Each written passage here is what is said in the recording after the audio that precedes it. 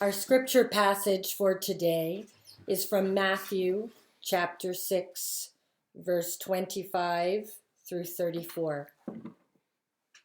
That's why I tell you, don't worry about your life, what you're going to eat and drink, or about your body, what you're going to wear. There's more to living than food and clothing, isn't there? Take a look at the birds of the sky. They don't plant or harvest or gather into barns, yet your heavenly Father feeds them. You're worth more than they, aren't you? Can any of you add a single hour to your life by fretting about it? And why worry about clothes? Notice how the wild lilies grow. They neither toil nor spin.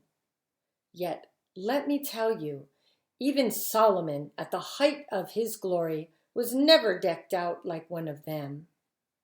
So if God dresses up the grass in the fields, which is here today and gone tomorrow, won't God care for you even more? So don't worry. Don't say, what am I going to eat? Or what am I going to drink? Or what am I going to wear? All those things the unbelievers seek after. But your heavenly Father is aware, after all, that you need them. Instead, you should seek God's domain and God's justice first, and all these things will come as a bonus. So don't fret about tomorrow. Let tomorrow take care of itself, for today's trouble are certainly enough for today.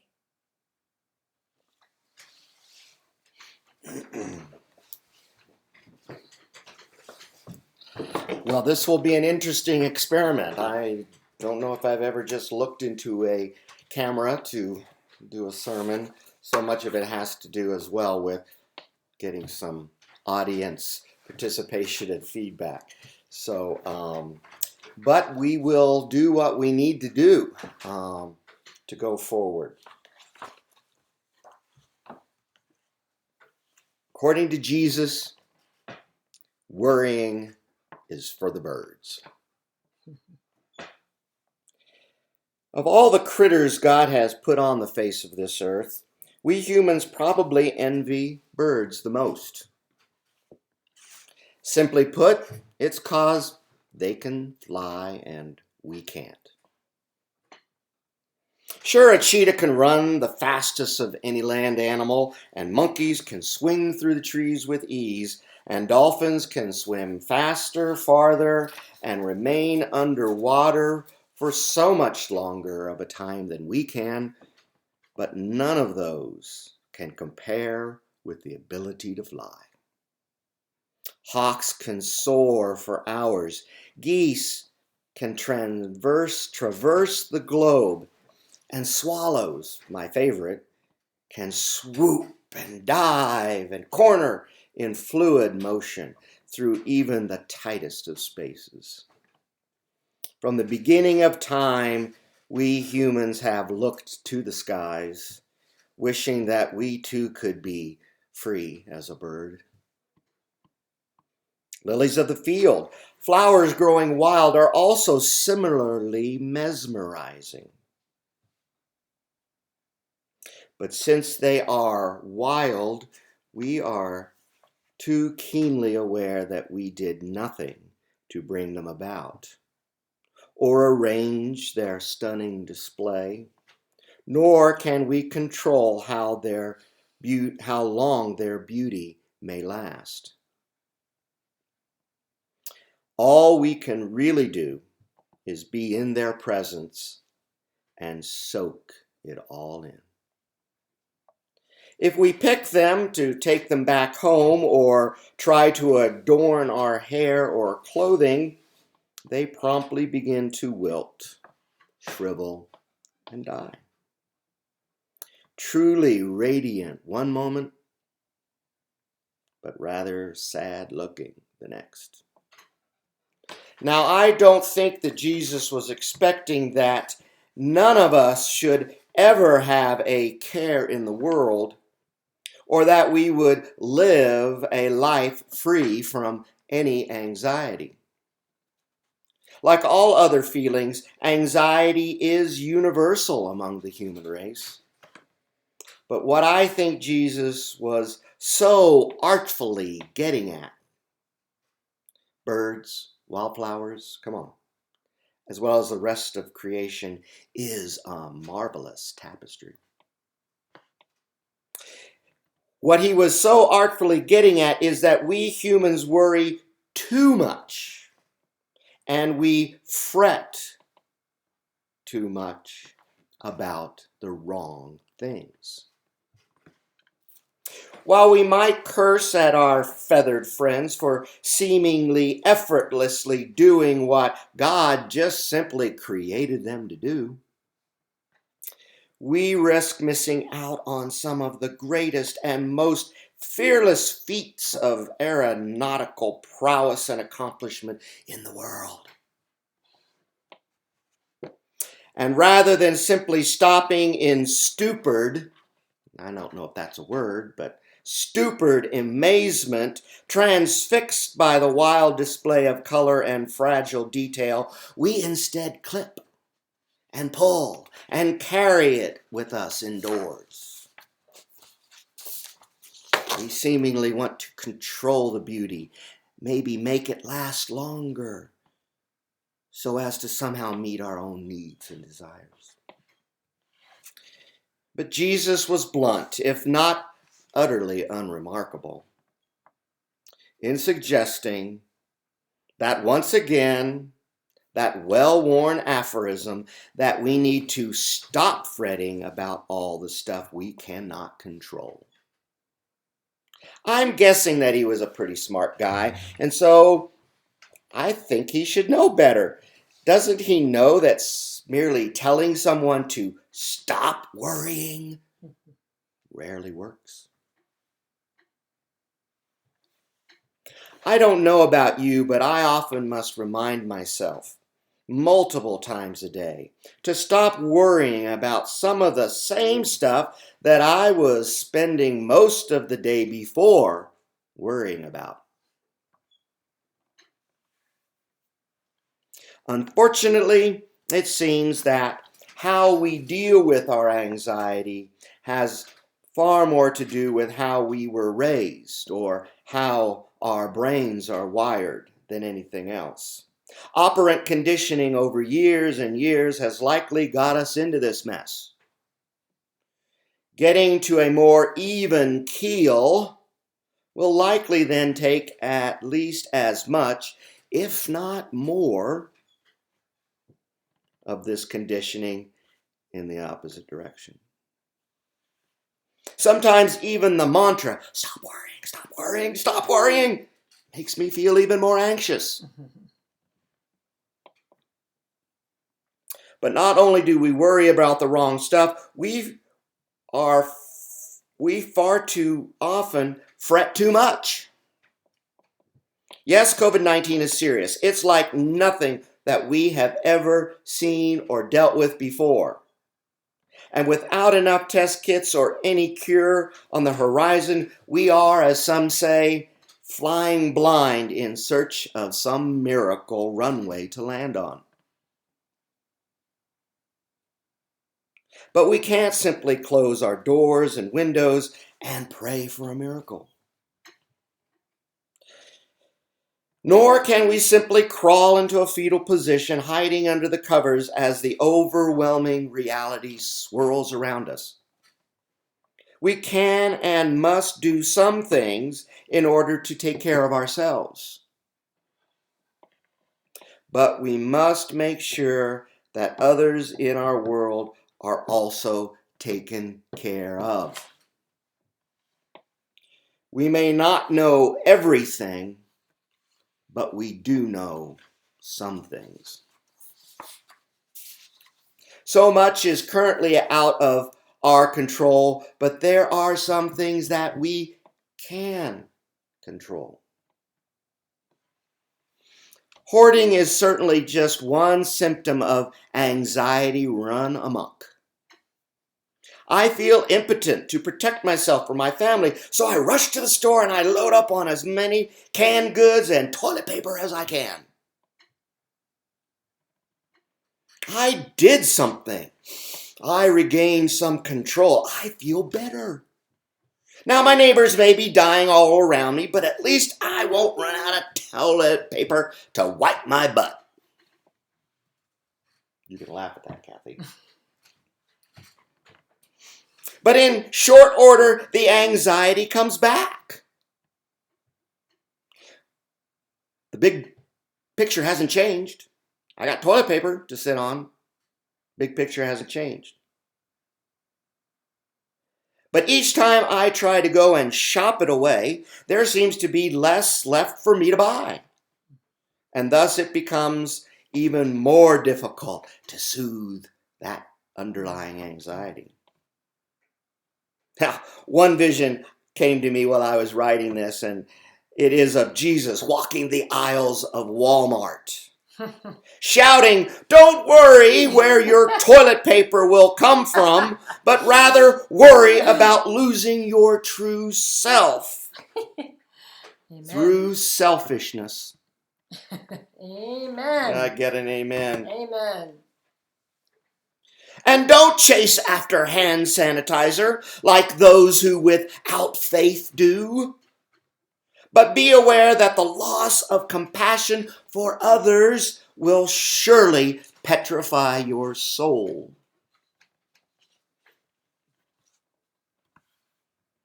But the only way out of this seemingly downward spiral of anxiety is to adopt new, more healthy behaviors.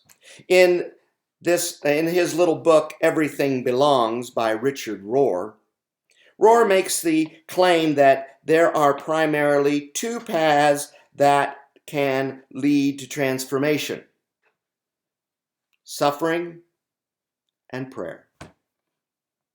First, suffering, he points out, we cannot control. As for the second one, prayer, it is mostly a matter of trust. For us humans, learning to trust pretty much boils down to taking the time and doing the practice. Repetition. God is always trustworthy, but when we are in our weakest moments, we start questioning that. I don't know. Praying then, in spite of our uncertainty, can be a practice that leads us to become more trusting. But we don't pray primarily because we need this or we need that, as if God is some sort of heavenly bellhop to jump at our every request. We also don't pray so as to remind God that I'm not getting what I'm asking for. You're not doing your job. Or even worse, because maybe God's forgetting. Maybe he's a little hard of hearing. We pray basically because any important relationship depends upon regular and healthy communication. We talk to God because God really does care and really does listen. And maybe the silence is God listening.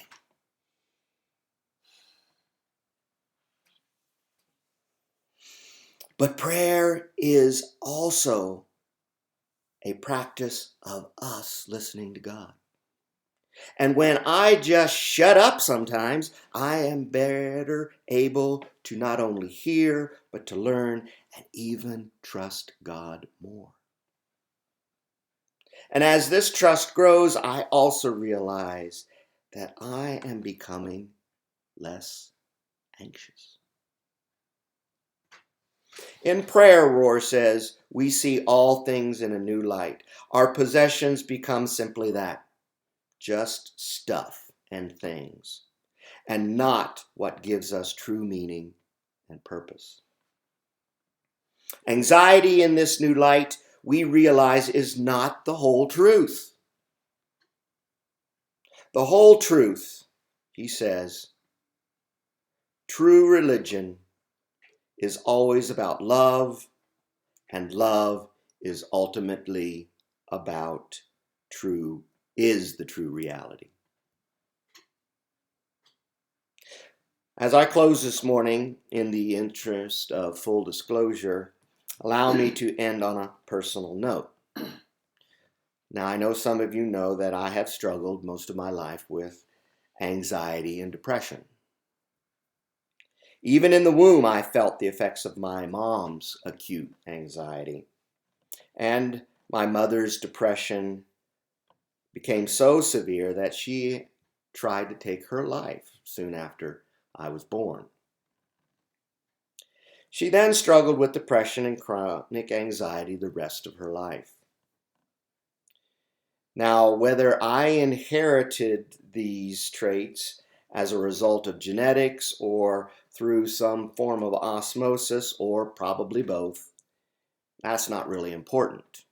What's important is what you do with it. But in spite of that, most of my life, I've been kind of laid back. And most of the time, I'm a bit of a jokester, a happy-go-lucky kind of guy.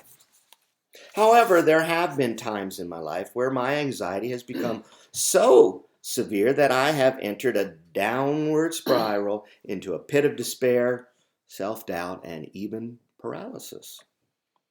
Sometimes I've not been able to get out of bed, to sleep, or to eat. But fortunately, these episodes are happening less and less as the years go by. I give credit to a number of things for this. First is the certain and real knowledge that God loves me. Always, fiercely, and unconditionally. That certainly helps a whole lot. One way I practice this experience of God's love is to find a sunny spot where I can sit and close my eyes and imagine the sun's rays are particles of God's love. Love that is soaking me to the bone in His embrace.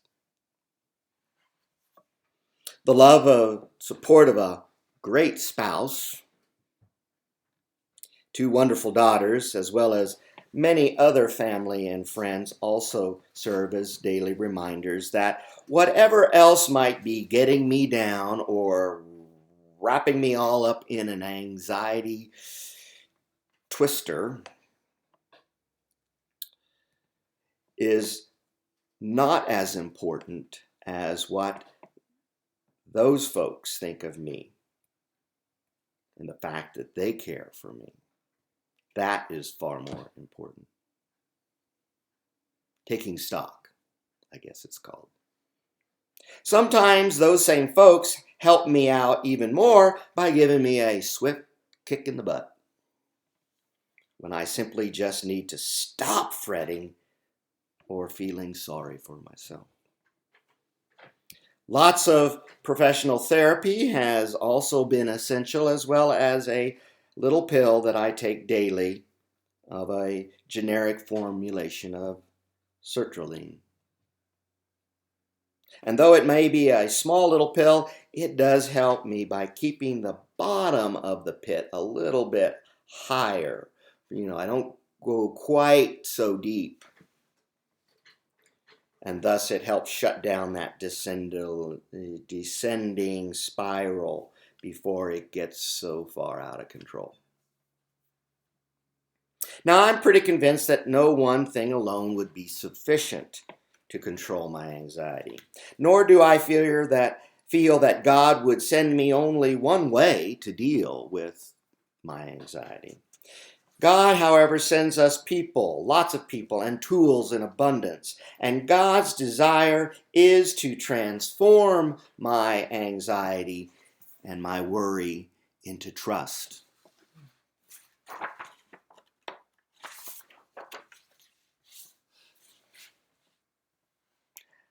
Let's return now to Jesus' imagery. Take a look at the birds of the sky. Go out today and look at the birds in the sky. Fretting is simply for the birds. It is simply not worth it most of the time.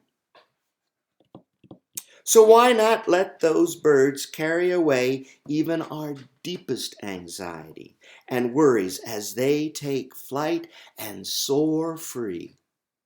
It's an imagery, right? Let them go as prayers carried on their wings above the clouds and all the way to heaven.